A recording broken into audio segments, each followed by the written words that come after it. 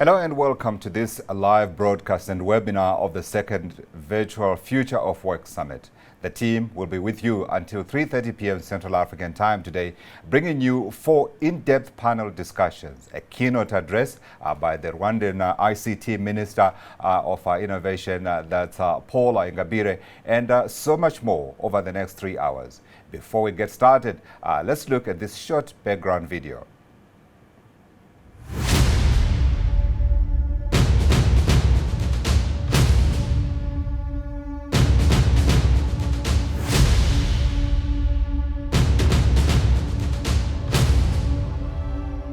As the world emerged from devastating COVID-19 lockdowns in 2020, which saw millions of job losses and had more dire economic effects than the 2008 financial crisis, the Organization for Economic Cooperation and Development's Employment Outlook 2021 highlighted 2 critical risk factors with a significant impact on economic recovery. The first risk concerned job losses, with more than 110 million fewer jobs available globally and 14 million more people inactive in the job market or who aren't seeking work in OECD countries. This painted a grim picture for long-term unemployment. The second major concern pointed out the existing social and economic divide, which had been further deepened by the pandemic. Some imminent problems are diminishing working hours for lower income earners, remote working, and a growing youth employment gap. The Outlook reported that compared to 2019, approximately 3 million more youth across the OECD countries fall under its NEET, not employment, education or training bracket. Meanwhile, a special report published by The Economist indicated that America was facing a brighter future for labor and that optimism was growing in the European labour market despite a third wave. Because work has become more digitized during the pandemic, the long-term future of work has changed for the better. More institutions embraced remote working and more employees began reporting an increase in happiness and productivity levels, while workers' rights became more prominent in an era of flexibility and service work.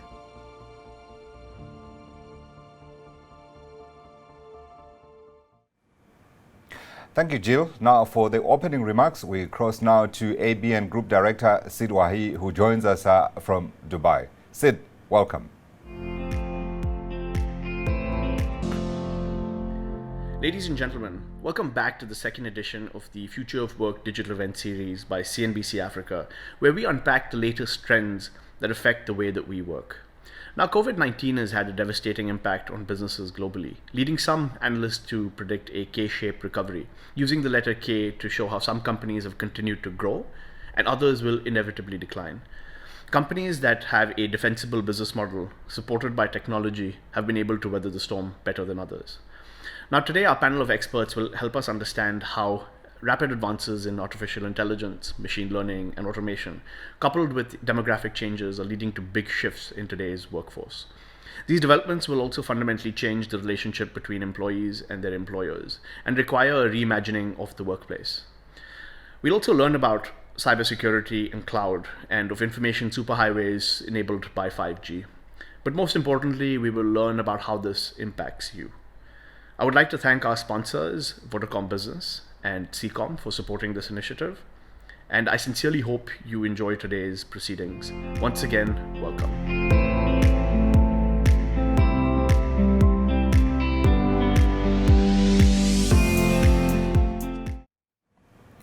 Thank you, Sid. I can tell you we're going to enjoy this. Now, if there's one thing everybody agrees on the work environment, it is that the coronavirus has changed it forever. But as to how it's going to look, well, that conversation has only just begun. And so the scenario planners are busy. And as they and their company strategists work their brains out, part of the answer might actually lie in answering a seemingly straightforward question. What is the purpose of having people in an office? Today, we have brought 4 minds that work in this area to share their thoughts. Let's meet them. Lars Jepperson, CEO and co-founder, Take One Global. John Brody, Statutory Director, Leadership Services, Future of Work and Human Capital, Deloitte Consulting. Emma Lett, Managing Director, Tetris, South Africa. Rudy van Blerk, Principal and Recruiting Director, Boston Consulting Group. And the moderator is Godfrey Mutizwa, Editor-in-Chief, CNBC Africa. All right, let's get on with the discussion. Of course, I think the right place to begin this conversation is to ask the question, as we live almost now a year into COVID, what lessons have we picked up? Lars, I'm going to start with you. Welcome. Thank you very much. For our company, it's been almost a year and a half, getting almost towards 2 years. We have seen a dramatic shift that kind of was happening already in the past. As a technology company, we have been able to shift to work from home almost overnight for most of our operation across 8 countries in Asia and Southeast Asia. And as we now are well into this situation, we have started to ask the question to ourselves, when are we going back to the office, and are we going back to the office? And recently we have surveyed our employees, and we found overwhelmingly people would like either to work from home 100% or work mostly from home. So it seems that it was a shift that probably would have happened anyway, but might have taken another 2-3 years.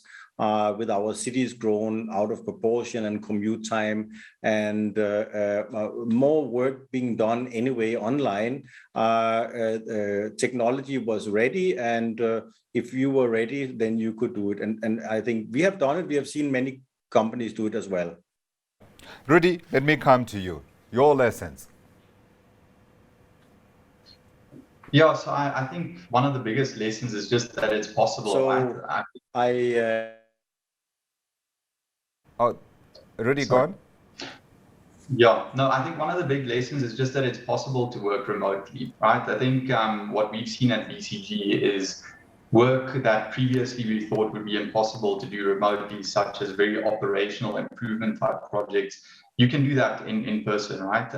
In person and remotely. And I think beyond that, what we've also learned is just how important it is for South Africans to have some flexibility in their work location. I think what we found in a survey we conducted together with the network and their local partner Career Junction is 44% of South Africans actually want to work fully remotely going forward, which is higher than even the global average of 24%. So South Africans really want to work remotely and at least want to work hybrid. So that was a big lesson for us during this period. Very interesting observation on that front. And I'll come back to Lars and ask the results of that survey that he did on their employees. Let's move on. Emma, let me come to you. Now, I think of all the sectors, probably you guys had one of the biggest shocks from the impact of COVID-19 and its impact on the working environment. Share those with us, please. So I think the first thing that we all realized is that how adaptable people are to change. So I think we all went home and we were like, oh my gosh, how are we going to do this? So similar to what Lance and Rudy just said, it was like that we learned that we could work from home.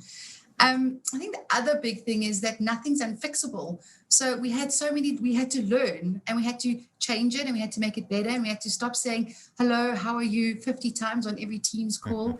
And we just had to find our way through it. And I think that's how this hybrid model has come out, is because we've sort of molded it to how our companies work and how different companies work.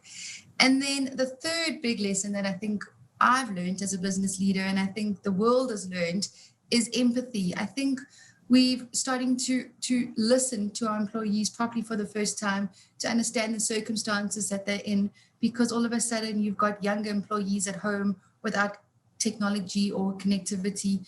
And I think, and Microsoft came out last week and they said that caring is the new currency. So I think a huge amount of it is, as leaders, has changed sort of how we speak and how we talk to our staff. So I think if I could sum it up, it's that we can do it. Nothing's impossible, nothing's unfixable, and that we've learned a new skill set of empathy, which I'm not sure we all had before COVID. Absolutely. Very interesting. Let's come to John to share your lessons so far. I think it's been an incredible experience in our future of work practice, both globally and locally, to sort of see how this has been a massive accelerator around the people's thinking around what is possible. I think very much building on what the other guests have shared.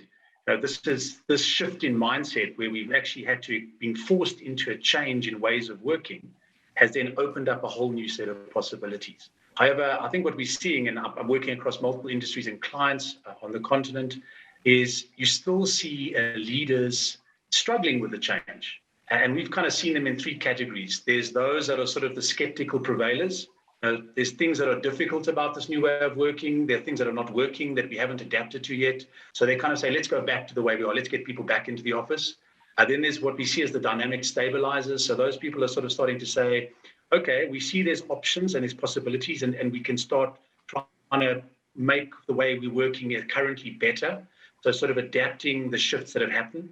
And then there's those real pioneers that have kind of seen a new horizon and are fundamentally driving transformation in their business models, their operating models. So it's a big change. And I think it's probably one of the biggest change management exercises we're going to live through in our lifetime. But we are living that disruptive exponential change, right? And I think that was highlighted right from when Lars opened. I think in the US and locally, 4% of people were working remotely before the pandemic. We suddenly went to 45, 50%. That's a times 10 exponential change. And so it really has shifted the way we work and think. And for me, the key lesson is we need to be cautious of thinking we're going to go back. Things have already changed. We've been in this change for a while. It's now how do we navigate the way forward? Yeah, 100%. I want to focus more on that struggle that you referred to, John, and talk a little bit more about this hybrid conversation that we are now all having and are saying is a part of the future that we have to adapt to. The hybrid model, to an extent, has been forced on us, isn't it, John? I want your thoughts in terms of how we cope with it. Is this a question of perhaps going back to the employees and asking the question, how do you feel about this? Or is this a question perhaps of management sitting and saying the business requires X? Let's now work out how we bring in the workers and structure them into a workable environment arrangement. So I think it's a very good question, Godfrey, because the challenge that management and businesses sit with is how do we ensure that we have sustainable productivity? And that has two kind of key components. The one is we need a workforce that's engaged, that's equipped to work productively. And the second thing, we need to make sure that our business model and our operating model and the way we're driving our strategy is supported by this new way of working. I think that most management teams, what they did well in the beginning was they reached out and they really engaged with their workforce because they were very concerned that nobody was in the office anymore. And they got a lot of survey and feedback around people's preferences. Now, preferences aren't necessarily the best way to do things or the most productive way to do things. I think where we are in the journey now, it's really around management and leadership teams starting to think more strategically about where they want to be and how they want to take the changes and evolve those changes and shape the changes that have happened to ensure a productive and sustainable business and workforce and people engagement process going forward. And I think that's where the tension is it's now management's time and leadership, and it's going to require real leadership to be creative and start thinking through and building new and adaptive solutions to drive this next level of productivity. Because we don't see it anymore in our practice as the future of work. We are living it, right? There's nothing, it's happening with us now. So how are we shaping rather than being shaped by the changes that have happened? Yeah, difficult decisions need to be made. These are difficult conversations that must also be made. Emma, I want to come to you and explore this one, though I'm afraid I'm talking a little bit to your book. But I'm asking the question, we're going to ask in the first place, why did we have people in the office, right? While it's good to democratize the process, ask the workers, but there's a reason why we all congregated in these tall, big buildings sometimes to get the work done. So I think from a personal point of view, I think people want to come back or liked being in the office or like going to the office now. I think to be together, to have collaboration, to feel a sense of belonging. I think a little bit of it we lost when we went home and we started working from teams and in silos. So I think it's been people like people, and it's that human factor. But from a workplace point of view, I think the most important thing is about fostering that collaboration, generating productivity for the business. I mean, that's a very important thing. And then also sort of inspiring and creating ideas together. So I think it's a sense of a place where everybody can come together with a common goal, and make a product or make something or give a service that we're all proud of. So it gives you a sense of belonging. So I think that's the purpose of the office, together obviously with the productivity from an operational and a business model. Yeah, one of the questions we're going to answer, of course, is this question around that ratio between office and non-office work, and how we can structure it in such a way that we do not lose productivity, as you mentioned. Rudy, I don't know about you. So, when I found out that a large part of my day was now going to be spent at home with the kids around and the wife around, of course, I had no problem as such, and I love my wife very much. But there was an issue of, now, how do I get into that work zone, that work mood? I don't know what you have found so far in these lessons from a personal perspective, because now the personal and the business are merging, as it were. Mm-hmm. Yeah, no, I think it's a good question to think about, right? Or to reflect on. And I mean, what we've seen, or at least what I've seen, is I've enjoyed the flexibility in work hours that comes with remote working, right? So I think it doesn't only give us more flexibility in terms of location, but also in our hours, right? And I think that speaks to what you mentioned around being close to your wife, your family. And it can be tough to manage sometimes, right? So I think it's about finding what works for you, right? And what I've done in my own life is I've built that into my day, right? I purposefully started blocking, for example, time for lunch, so that I know this is a slot where I can step out of my home office and spend a bit of time with my family without ending up just in back-to-back meetings all day without even taking time to eat. And similarly, without being pulled into all kinds of home activities when I need to be focused and productive at working. Mm-hmm. So I think the one big thing I've seen with regards to balancing that flexibility of when you spend your time on work, that's been important, is being very deliberate about it. Agreeing with your teams on what kind of schedule you're going to follow. And it doesn't need to be a 9 to 5 anymore. It can be that you create bigger blocks of personal time during the day and you work later in the evening or start early in the morning. And that's a big benefit, I think, that we have from remote working. But it needs to be deliberate. And I think that's where it comes into play. It's a new way of leading teams that requires an extra thought process around when we work and where we work, which before was almost assumed to happen in a certain way. Yeah. Laz, let me come to you. I hope your network has been sorted. You are in another part of the world which has got very different work cultures to the part of the world where I am at. Let me share with you a little anecdote I picked up on the local radio the other day. They were asking the question, how do you spend your lunch hour? And the answers that came through were absolutely astonishing. People said some went home, some went to mix up with friends. And then the question was further extended, what about your socials? What do you do when you're within the work environment? And the answers were really, really astonishing. Some people said, my socials are always on and I make sure that my boss doesn't see me. Now, I bring in that point because with the remote working arrangement, it means your boss doesn't see you always. So now we're talking discipline, we're talking organization. To what extent with you guys, are you guys within the tech sector able to do that, given that perhaps of all the industries, you are more inclined to make this work?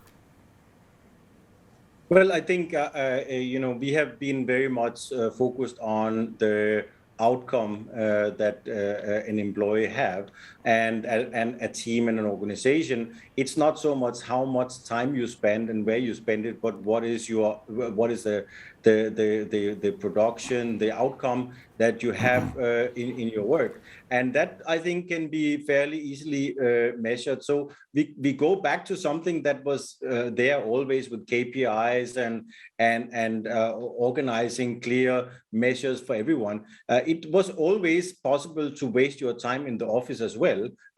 You don't have to be working hard just because you're in the office. I think that's a myth, and that people are working at home are also overworking might also be a myth. It's somewhere in between, and I think we have been driving very much towards having a more outcome-based culture in our company. The office I don't see anymore as a place to work for most people. There are people in the organization that need to get something done that can only get done in an office. They need a big printer, they need a big scanner, they need tools that they don't have at home. But for most people, the office will be the place where we build the culture of the company. So that means if you work from home 3 days a week or 4 days a week, 1 or 2 days is when you go to the office to meet the team, to have interaction, social interaction, and to build the company culture. I think that's how we have seen it.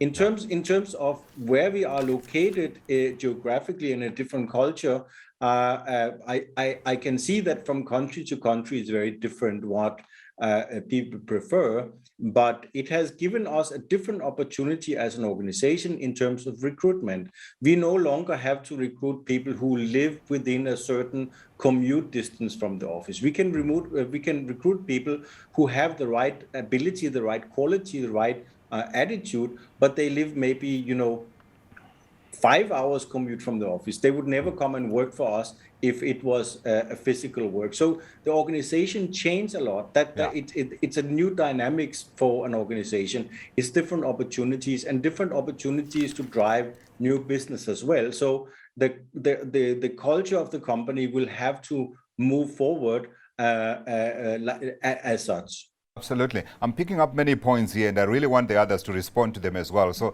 I'm going to ask for anyone who wants to come in and say a few words to do so. But I wanted to highlight in particular the issue of measuring productivity and output. I've heard some crazy stories.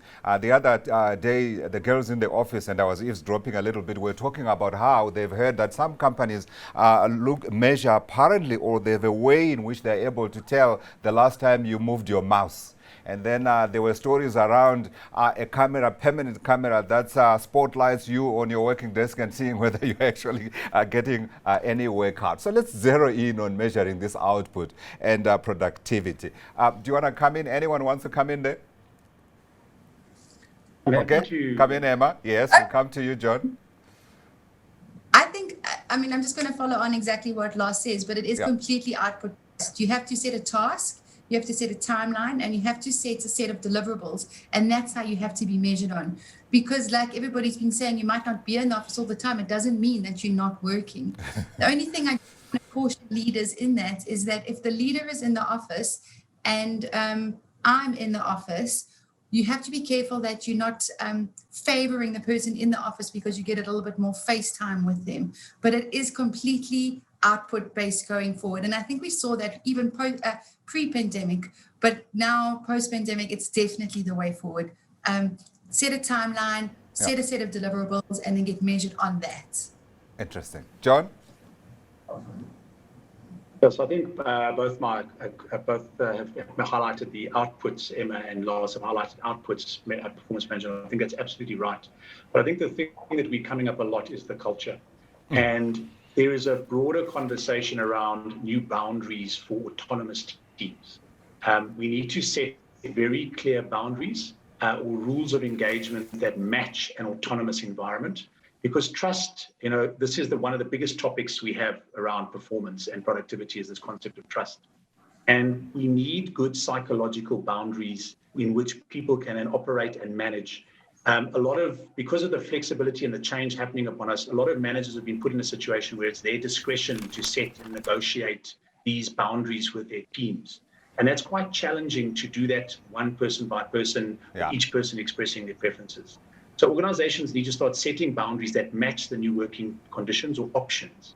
And I think that concept of flexibility needs to be managed to say, we have increased choice. You could be a fully remote worker, you can be an independent contractor, you can be an on-site person, you can be a person who works 30% on-site, 70% off-site. But that needs to be defined, and our rules around it. And I think just to think about it, in this move towards autonomous teams, not independent teams, but autonomous teams that are operating in a way that's aligned with the organizational purpose, the outcomes, the objectives. They need rules of the road. We wouldn't put Google cars on the road without rules of the road. They need those new parameters. And I think that's a lot of the work that now needs to be done by leaders to create that environment that supports a physical, digital workplace. Yeah. But I do really like the points being made around shift the mindset from being in the office is where work gets done. That's a thing that we need to let go of. And trying to replicate that by putting tools in to monitor people, that's also potentially taking us down the wrong path, rather than resetting our culture and starting to move towards an outcomes-based environment that supports autonomous work. Yeah. So development of a new culture, trust, those are difficult things. Rudy? Yeah, just to add on the output, right? Because I think there are ways and methodologies that can help you be more focused on output rather than input. And I think it's been, or John mentioned earlier, there are different types of leaders, right? Some still struggle with this change of remote working. But I mean, one way that I've seen work really well to shift the focus to be more output focused is actually by borrowing from Agile work practices.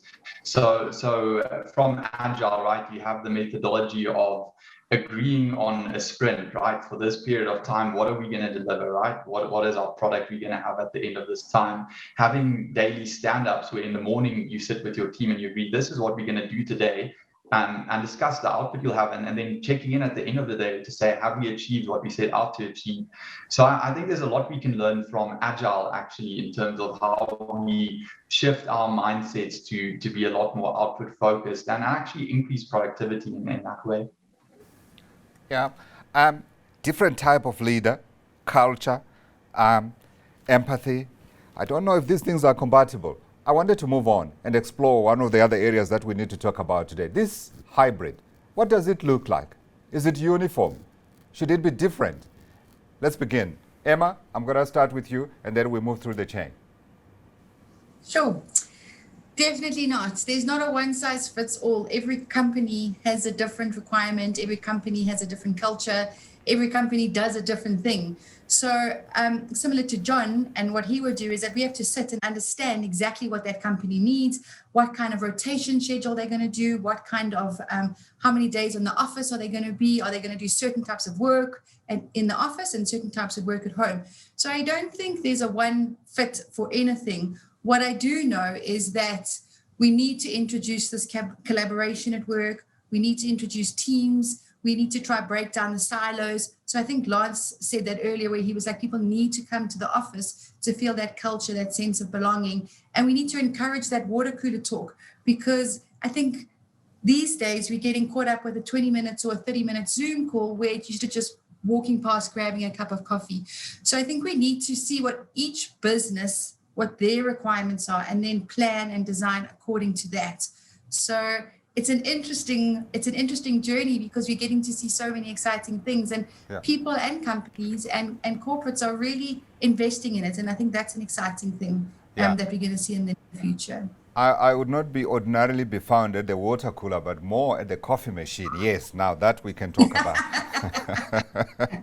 But I wanted to ask you one more question. Within the property sector, what kind of trends are you seeing in terms of that division, that ratio between remote and non-remote?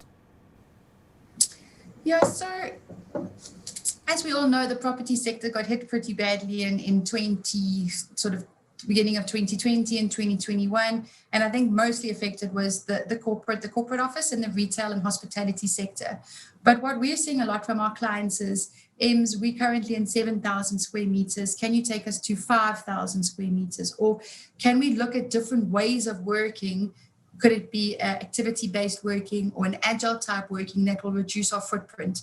Because I think that we've realized that we don't need as many square meters as before, but it's not so extreme that we only need 100 square meters. So I think, again, it's that careful balance, but there definitely is a slight reduction in footprint and a different type of working, which needs to be discovered by the organization. I was hoping you'd give me a rough guide in terms of that ratio. Is it 60-40, 40, 60 the other way around? It's so hard to say, but I would say 60-40 if I put a line in the sand. Okay, with a lot of swings in between. All right, Lars? Yeah, we actually set the ratio 50-50. So from this financial year, we have set a target for all our GMs that they should set up offices which would allow 50% of the employees to work at the office at any given time. Yeah. So we have definitely downscale offices in a few places, but for me, definitely the hybrid model is the most attractive. We need to see people. I mean, I have employees who maybe live even closer to where I am, but I have not seen because they joined after COVID, and I don't think that's the right way. I don't think a full online model would ever work. We need to see each other, and I really feel that it's also important for the culture. There's something I wanted to add, in the discussion a bit earlier, was that there's also been in the last few years a shift in terms of who is taking the lead here. Is it employees or is it the companies? We used to say, okay, here's my company, you can come and work for us. Now it becomes more like, here I am as an employee, I can come and work for you. So now we have to accommodate employees' wishes more than probably it was before. Before we could say, that's how it is. If you want to work for our company, these are the working hours, these are the benefits, and here's the salary. And if we pay enough, then people would join. But now it's many more elements that makes people want to join a company or stay in a company. And being more flexible around the workplace is definitely here to stay. I mean, I cannot see that we can attract employees in the future if we say you have to work from home exclusively, or you have to work from the office exclusively. But being able to offer each employee a more customized solution to their employment, I think will be the way forward. Similar, like you walk into a fast food chain that say, have it your way, right? I mean, it's not every car has to be black like the first 40. Today, it is definitely how you want to work that will be making you attractive as a company. Have you encountered a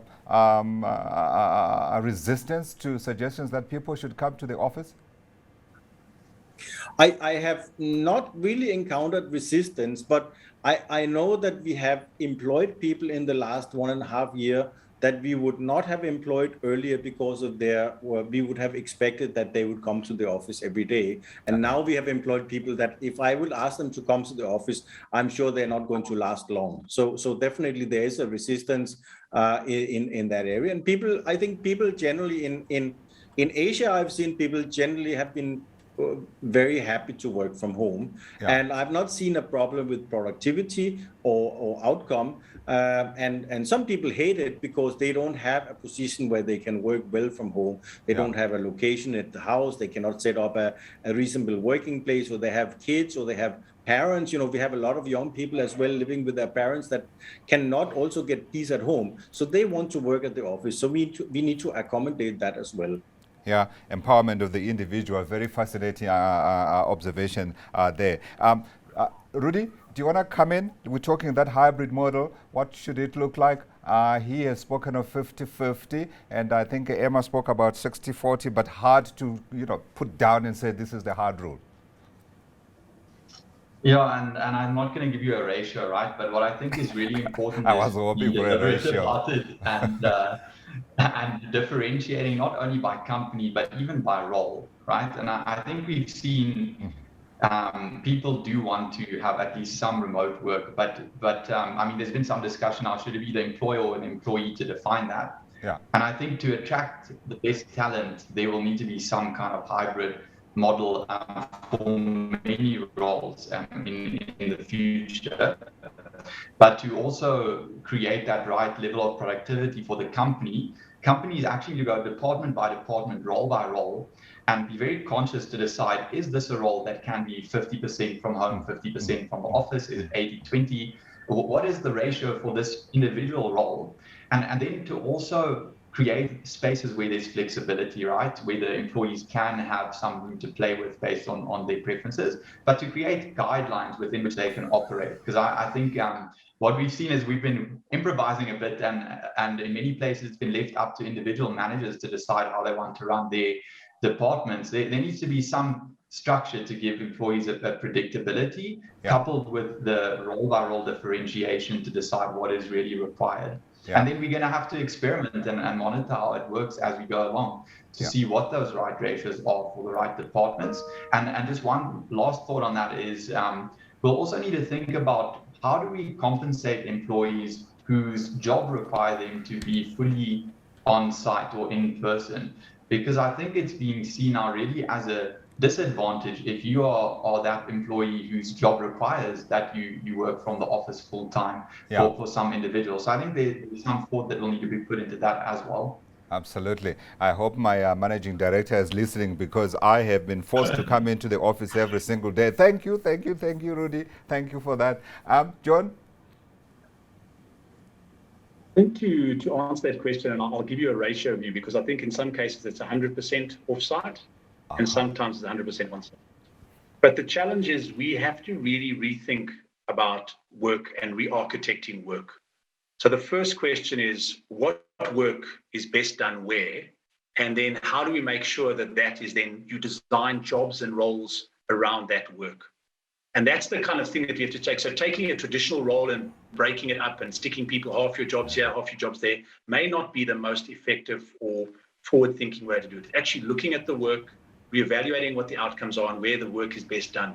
And then that starts to reshape the roles. So we have a three-pronged approach, which is you've got to re-architect the work. So look at the work.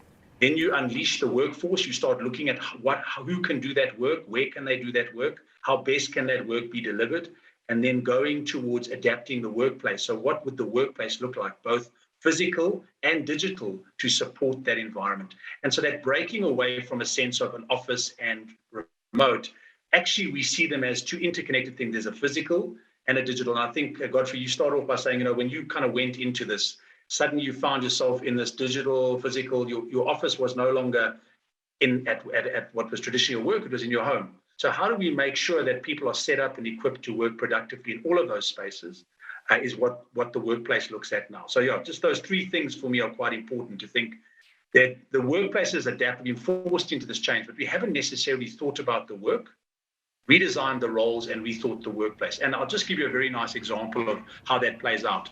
Yeah. We had a client who delivers large equipment to mining companies, and they traditionally would have the person fly to a remote area somewhere on the continent, spend a couple of days handing over this machinery and teaching the people on site how to do it. With COVID, they couldn't do that, right? And so they had to send, what they did do, they sent a set of virtual reality goggles, and they did the handover remotely. Wow. Now, the question there is that the job of that salesperson potentially fundamentally changes. The work changes, the role changes.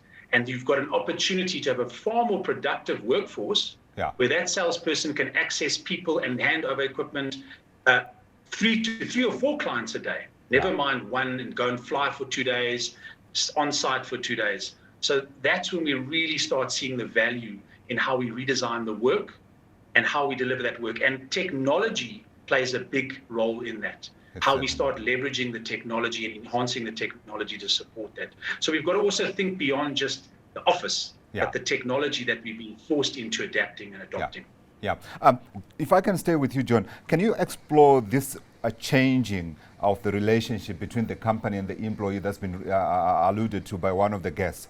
How is that changing within the different industries? And I'm asking you a wide question, I know, and please, guys, the others, feel free to come in as well. That changing relationship between the worker and the company, where it's no longer just the company saying, you come here, here's a contract, here's my terms, here are my rules, do you like it? And the worker says, yes, I do, because they need the salary. To now this situation where the worker appears to have been empowered. So I think it's been interesting, Godfrey, it's a good question. I think it's been quite different in different industries. So if we look at sort of your mining, your FMCG, production, manufacturing environments, where you've got a large portion of your workforce that still needs to be on site, and then only a portion like your head office or support enabling functions that are off site. they have had to walk this very different line around how do we still support our production officers, etc. And interestingly, we've seen a big focus then on shifting automation, etc. But and thinking about how you manage a workforce more remotely that's on site. But there's probably been a little bit slower change. But then if we go into our financial services, our tech companies, where there's been quite easy for people to work off site, there's been often a much more radical shift in the thinking and the approach around how we contract, where people can work, and the type of relationship we want to have. But certainly the trend we see is that people are seeing that if we empower people to make choices in the right way, one, a person feels much more engaged and positive, and two, they can be far more productive, and three, as a company, we can have access to different talent from all over the world, which we never could access before. So I think that shift is, organizations are starting to see the opportunities and the possibility in really accessing skills, getting the right levels of engagement. But definitely at industry level, it does depend on the types of roles and the types of works. And I think it's what Emma said earlier. There's not a one-size-fits-all approach now. Actually, where companies are starting to see their shift is they are starting to see that they have to have very different, almost employee value propositions for different talent segments within their business and not have a one-size-fits-all. And that then gives your employees a lot more choice around, well, I want to be a fully remote person. What are the options for me? And what are the roles that I could potentially take on? Or I'm happy to be on site. I really want to engage. What are the roles for me? So I think it is creating more choice, but also organizations being much more creative in how they're thinking this through. So I think that's a positive trend. Yeah, and it's fascinating that this change is taking place without government involvement. I find that interesting, and I'm just thinking to myself, so how does the government make itself relevant here, or does it simply worry about providing the environment, which I think in most developed economies is the approach that's been taken. Emma, I want to come to you. I'm allowing you to add any further comment you may want to add to the comments that's been made by the other guests, but I'm adding the other question around the type of leader who is required in this environment. It was alluded to at the beginning, but I didn't get a chance to explore it. Let's start there. So I'm just going to go on with what John said. So he wrapped it up beautifully, and I think he said all the right things, and I will stand behind everything he said. But the one thing that's important to understand, and I think it's for all employers coming in, is that flexibility nowadays is more important than salaries or take home, because of we've got used to this type of lifestyle. So, I mean, I'm a mom and I'm a business leader and I'm a wife and I'm trying to fit everything in. So I can't do it without that flexibility. So again, I would even choose flexibility over remuneration now. Going back to what you said then about leadership styles, I think it is a big move to this EQ versus the IQ. I mean, I see it also in the schooling with my children, but I see it in the way that people are moving away from being told what to do. And I think John just said this, and being listening to what our employees want. So it really is bringing that empathy into making people feel heard and understood. And I think that's going to be leading or the way of leading in the future. Yeah. Rudy, is it just women who see the need for empathy? Do we all see the need for empathy in this environment? And around that question of the type of leader that we are looking at, the retraining clearly is not just going to be about the worker. It's also going to be about the leader, isn't it? Yeah, absolutely. And I mean, we spoke earlier about this blurring of lines between personal and business now. And I think that also really affects the kind of leaders that we need, right? Because now the way that you set up your team members' day can affect how they can manage their own personal commitments as well. So what we've seen is really the need to shift towards not seeing your relationship with your employee as purely transactional, but taking more of a holistic approach to your employees and your team's well-being, including a big focus on mental health. So having the right leaders that can be conscious of how their team members are doing in terms of their overall well-being, in terms of their mental health, and set up their ways of working with their teams that accounts for that is really important going forward. Yeah. And look, in terms of how the there's definitely upskilling needed in our leaders, right? And not only that, but culture shifts, mindset shifts, because we're moving to a space where there's a lot more trust required, right? And we did talk extensively around focusing more on output than input, right? But that comes with a culture shift where there's a lot more trust needed, and it both is something that leaders will need to be able to be comfortable with, and it's something that employees or team members need to be able to manage in a responsible way, and in a way that gives that assurance of good output over time. Yeah, there are many strands to this conversation, and I'm afraid we won't be able to follow all of them. So if you feel like I've left something out that you'd like to really emphasize, please do so. And also, we've got about 4 minutes left of the conversation, so I'd like you to think in terms of wrapping up your thoughts in that process. I'm going to begin with Lars. Thank you very much. I just wanted actually to, I think it's a good finish off to discuss what was just opened up here. As a salesperson, you have better access to many customers. You don't have to travel. And that goes for the leader as well.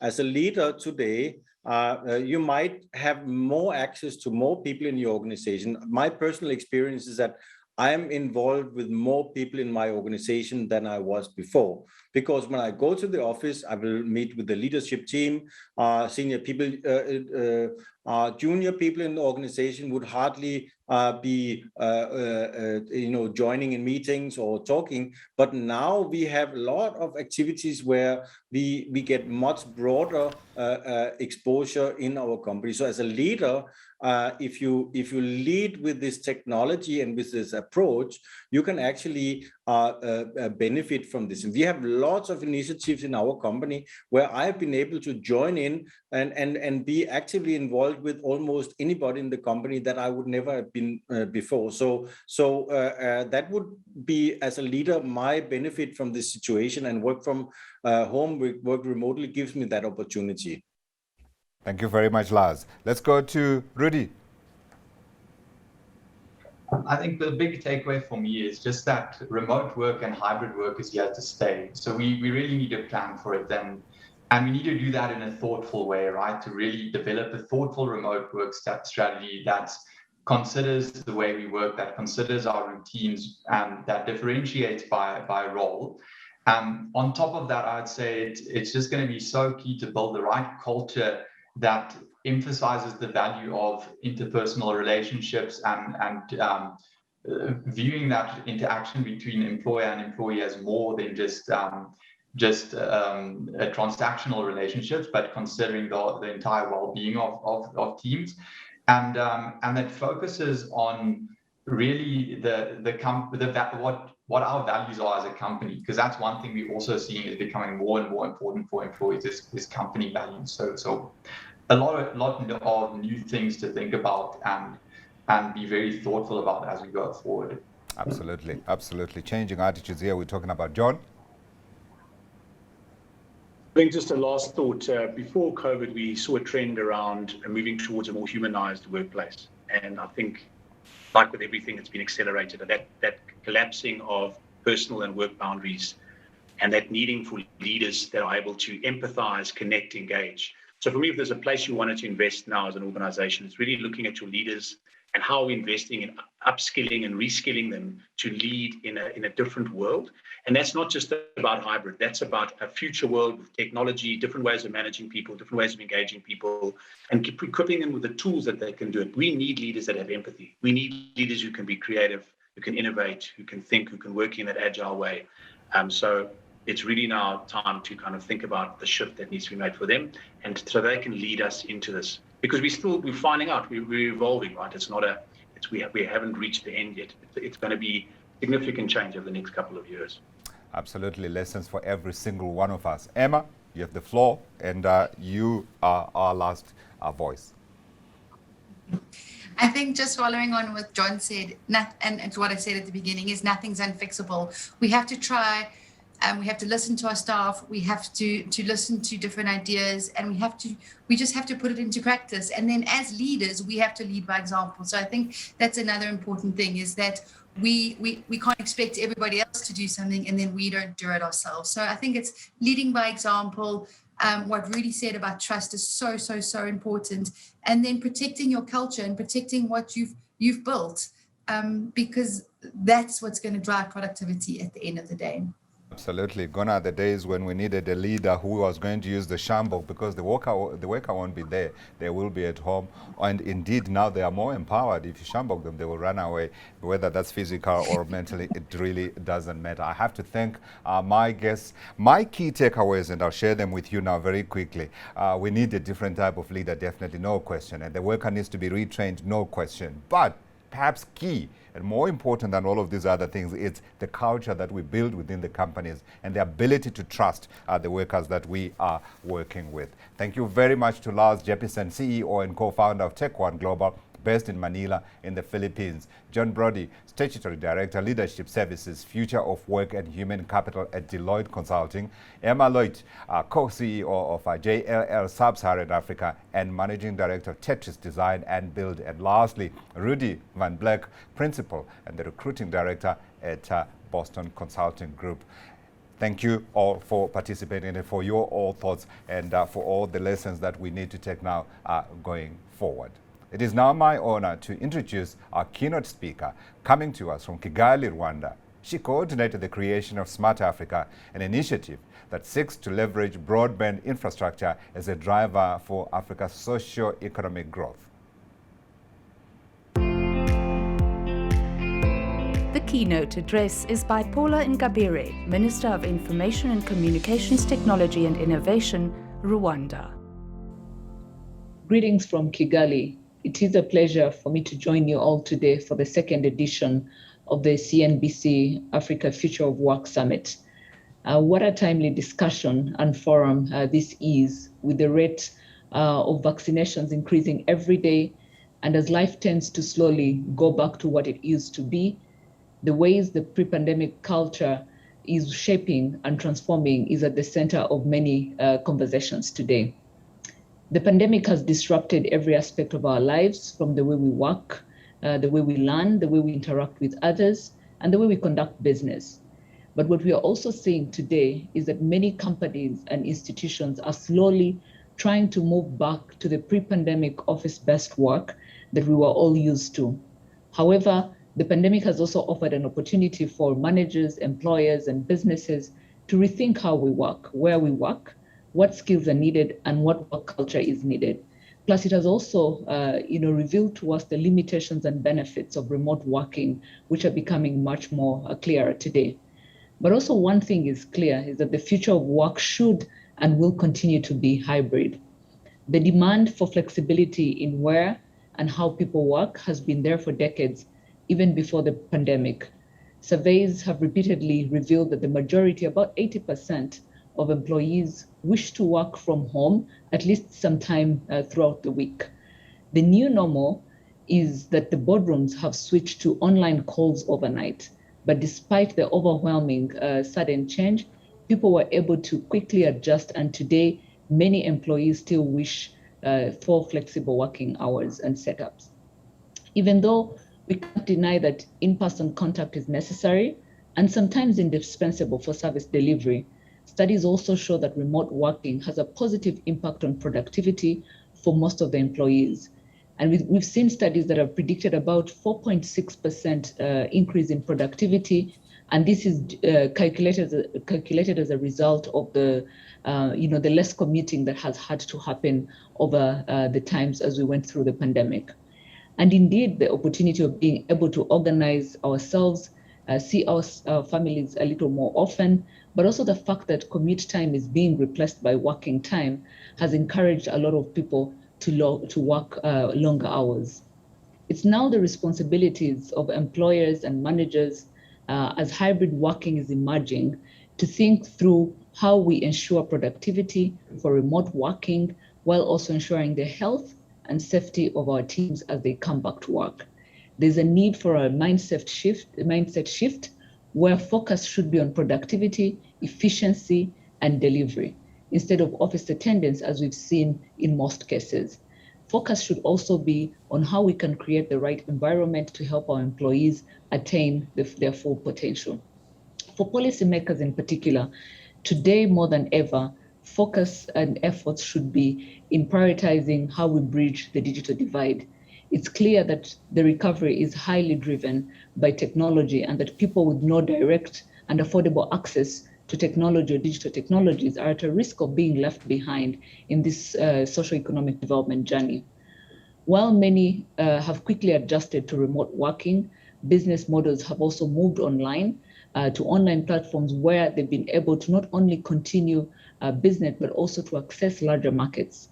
Technology-based activities registered the highest growth rates during the pandemic, with e-commerce and virtual transactions adoption, where we've seen a high acceleration during the pandemic worldwide, and very particularly in Rwanda, where we witnessed a 30% growth in these e-commerce activities.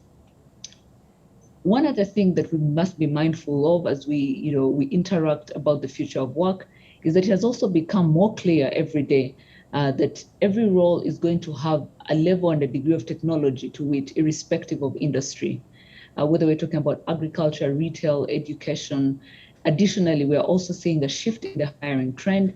Many employers are moving from curriculum-based approach to a skills-based approach, where employers are looking for a specific skill set as opposed to looking for degrees when hiring.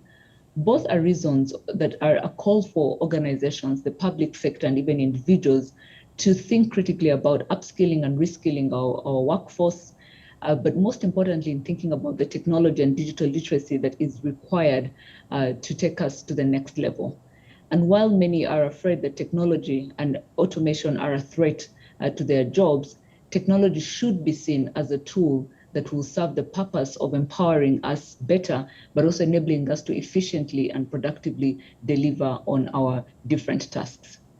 Besides technological or digital skills, it's equally important to invest in soft skills, as well as critical thinking, communication, collaboration, creativity, as these are the skills that will help not only to keep up with the lightening pace of today's modern world and market, but also push us and the different companies to our next level. I can't fail to mention that on the other hand, the pandemic has also led to the growth of entrepreneurs worldwide. And this needs to be encouraged. For developing countries and globally, entrepreneurship is one of the key drivers in reducing poverty, promoting social change, fostering innovation and economic transformation. Policymakers need to ensure that the right regulatory and policy environment is put in place in order to foster innovation and entrepreneurship. But also what we are seeing, which is quite interesting, is the trend and the number of patents for technological innovations that have been registered. And these technological innovations, most of them are even designed to support remote working. And so the statistics we see today is that the number of patents for technological innovations has doubled. And that shows the rate at which innovation and entrepreneurship has picked up despite the circumstances of the pandemic. So as we continue to debate on this and figure out ways to remain more productive, but also to ensure the health and safety of our workforce, it is clear that the future staying power of remote work is there. I thank you and wish you a fruitful forum.